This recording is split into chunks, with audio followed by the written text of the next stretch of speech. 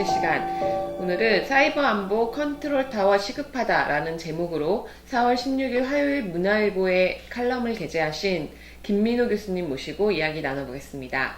김민호 교수님은 성균관대 법학전문대학원에 재직하고 계시고 현재 바른사회 시민회의 사무총장을 맡고 계십니다. 교수님 안녕하세요. 안녕하세요. 네, 2009년 이 77 디도스 공격을 시작으로 계속 이제 북한의 디도스 공격이라든지 그런 게 일어나고 있고, 또 이번 320 사이버 해킹도 결국 북한의 소행으로 밝혀졌습니다. 교수님도 칼럼에서 이런 북한의 사이버 공격이 북한 미사일 못지않게 위협적인 도발이라고 말씀하셨는데요. 이런 사이버 공격의 위험 수준에 대해서 좀 말씀해 주시죠. 예, 북한 미사일 공격 이런 걸 우리가 군사력이라고 그러지 않습니까? 군사력 같은 경우에 과거 우리가 6.25 전쟁 당시만 해도 북한의 전력이 워낙 우위에 있었기 때문에 우리가 불과 며칠 만에 거의 전 국토가 함락을 당하는 경험을 했습니다만은 그 까닭이 바로 전력의 비대칭성 때문에 그런 것이거든요. 북한의 전력이 워낙 위에 있다. 그러나 아시다시피 지금 우리 경제력이라든지 자주국방 때문에 상당히 우리 또 전력이 증강됐고, 지금은 오히려 우리가 전력상의 우위에 있다라고 합니다.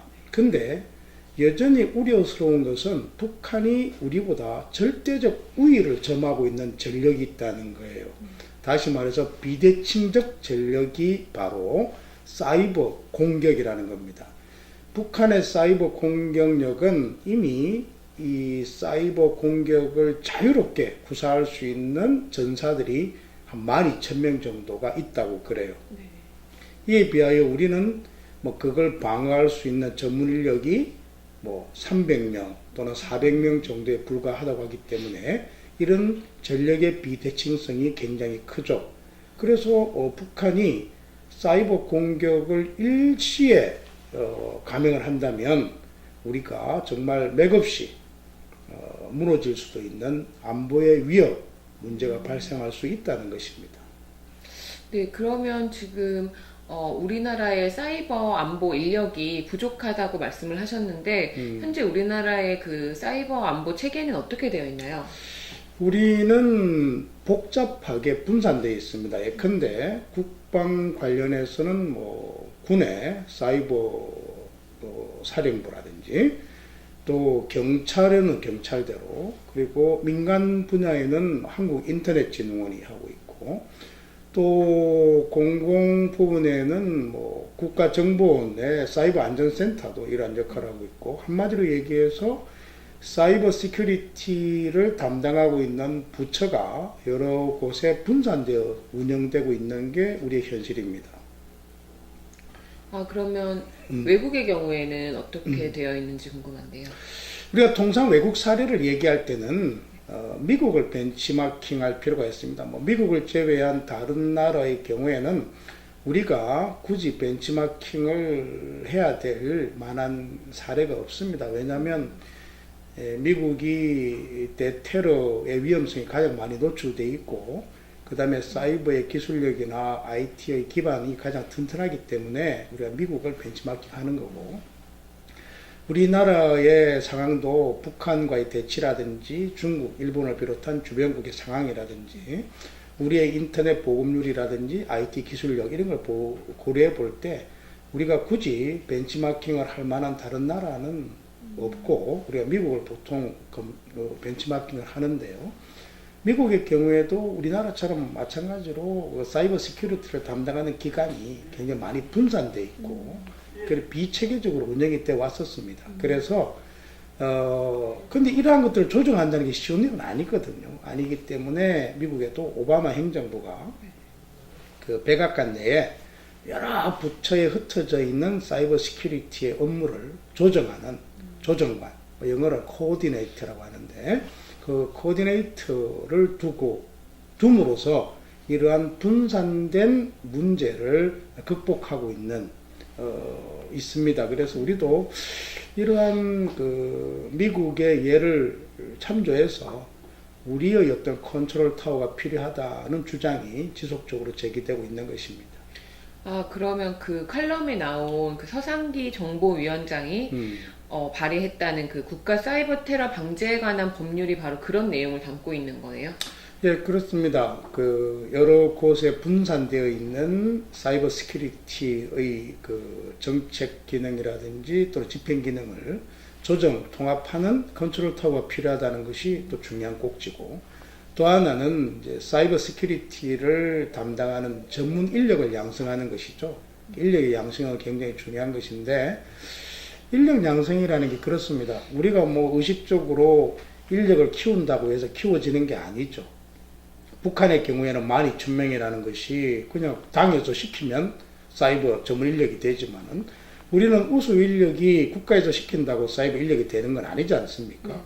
우리가 뭐 법학 전문 대학원이나 의학 전문 대학원이 국가가 의식적으로 양성하는 게 아니잖아요. 그냥 시장에서 의사나 변호사, 법조인들에 대한 수요가 높기 때문에 우수한 인력들이 모인다는 얘기죠. 까닭에 우리나라에서는 사이버 시큐리티 전문 인력을 국가나 정부가 노력한다고 해서 양성이 되는 게 아니고, 그러한 분들이 시장에서 대우를 받을 때, 이런 취업 시장에서 대우를 받고 능력에 따른 보상이 이루어질 때 저절로 그쪽 분야의 전문가들이 늘어나는 것이죠. 그러니까 우리가 대학에서 이런 사이버 시큐리티 관련 학과에서 양질의 교육을 시키고, 또 이분들이 배출이 되면 시장에서 대우를 받을 수 있는 선순환 구조가 이루어져야 이 사이버 인력이 양성되는 겁니다. 그래서 이 법안에서 구체적으로 뭐 그쪽 부분은 좀 부족합니다만은, 제가 욕심을 가진다면 이러한 사이버 시큐리티의 전문 인력이 자연스럽게 양성될 수 있는 어떤 우리나라 사이버 시큐리티 관련 산업의 진흥이라든지,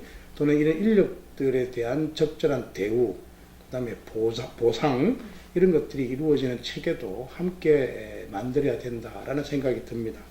네. 그래서 이 법안이 지금 통과가 쉽지 않을 거라는 얘기가 좀 나오고 있는데, 그 이유가 그 컨트롤 타워가 사이버 테러 방지의 컨트롤 타워가 국정원이 되면 국정원에게 과도한 뭐 위상과 권한이 가게 된다. 이래서 뭐 통과 어려울 것이다. 뭐 이런 의견도 있는데요. 어떻게 보십니까? 어, 바로 그거죠. 국가정보원이 지금까지 뭐 국내 정치에 개입했다든지, 또는 민간인을 사찰했다라든지 등등에 의해서 이미지가 별로 좋지 않죠. 그러다 보니까 국민들이나 정치권의 입장에서는 뭐 가뜩이나 이미지가 좋지 않은 국가정보원이 이러한 사이버 시큐리티까지 다 컨트롤 타워 역할을 하면 과도한 정보 수집이나 또 민간 사찰하지 않겠는가라는 우려를 하는 것 같습니다. 그런데 이 사이버 공격이라는 것은 어떤 특징이 있는데요. 그것은 인터넷망, 정보통신망에서 공격이 개시가 되면 모든 사항은 1분 이내에 종료가 되어버린다는 겁니다. 그래서 공격 개시 이후에 대응을 한다는 것은 사실 무의미한 것이죠. 그래서 보통의 경우에는 사전에 공격 징후를 포착해가지고, 근데 테러 단체라든지 테러 조직이라든지 해커들의 움직임을 면밀히 분석해가지고 사전에 공격 징후가 포착이 되면 그걸 무력화시키는 게 최선의 방법입니다. 근데 이러한 공격들이 국내에서 이루어지는 경우는 거의 없죠. 대부분 다 북한이나 중국을 비롯한 제3국에서 이루어지기 때문에 이 해외에서의 정보 수집 활동이 굉장히 중요하다는 겁니다. 그래서 지금 해외의 정보 수집 활동이나 이런 테러 집단이나 해커들의 움직임을 가장 잘 파악할 수 있고, 그러한 경험이 풍부하고 그러한 조직을 갖춘 게 국가정보원이라는 것이죠. 그래서 이제 저는 사이버 시큐리티의 컨트롤 타워로서 역할을 가장 잘 수행할 수 있는 경험과 조직을 갖춘 것이 국가정보원이고, 그래서 국가정보원이 이런 컨트롤 타워를 만든 것이 바람직하지 않는가라는 주장을 하는 것입니다. 네, 잘 알겠습니다. 그러니까 그야말로 아직 우리나라에 이렇게 공격을 받고 있으면서도 이런 컨트롤 타워조차 부재하다는 사실이 그 우리나라 사이버 안보에 큰 구멍이 뚫려 있다는 것을 알게 된 시간이었습니다. 마지막으로 교수님, 이 칼럼에 대하여 뭐 하시고 싶은 말씀 있으시면 해주시죠. 예, 정치권에게 하고 싶은 얘기하고 국민분들께 드리고 싶은 말씀이 있는데, 우선 정치권의 경우에는 이 국가정보원이 컨트롤 타워를 만든 것이 적당한가, 국가정보원에게 이러한 권한을 주는 것이 적합한가에 대해서 정치 논리를 가지고 정략적으로 정쟁을 하지 말고 국가정보원의 권한을 제한하는 방법이라든지 구체적인 절차라든지 이런 것들을 머리를 맞대고 해결하면 되는 문제라는 생각이 듭니다. 근데 이런 걸 해결하려고 하지 않고 무조건 이를 정략적으로 활용을 해서 이러한 법안의 제정이 필요하다, 필요 없다, 맞겠다, 이런 정치적인 논쟁은 그만하고 하루 빨리 사이버 시큐리티를 체계적으로 수행할 수 있는, 그리고 조금 전에 말씀드린 것처럼 사이버 시큐리티의 전문 인력을 체계적으로 양성할 수 있는 법안을 만들어 주기를 바랍니다. 그리고 국민들에게 부탁드리고 싶은 말씀은 사이버 안보의 위협이 심각한 수준에 이르렀다라는 것을 인식을 하시고 일각에서 국가정보원에게 과도한 권한을 심어주기 위한 어떤 수책이라든지 또는 정치적 전략이라든지 이러한 말에 현혹되지 않고 사실을 그대로 바라보는, 사이버 공격에 사이버 안보의 위협이 있구나, 그래서 이걸 막기 위해서는 우리가 무언가 노력이 필요하구나 라는 것을 사실 그대로 받아들이는 그러한 현명한 판단이 필요하다라는 부탁 말씀을 드리고 싶습니다.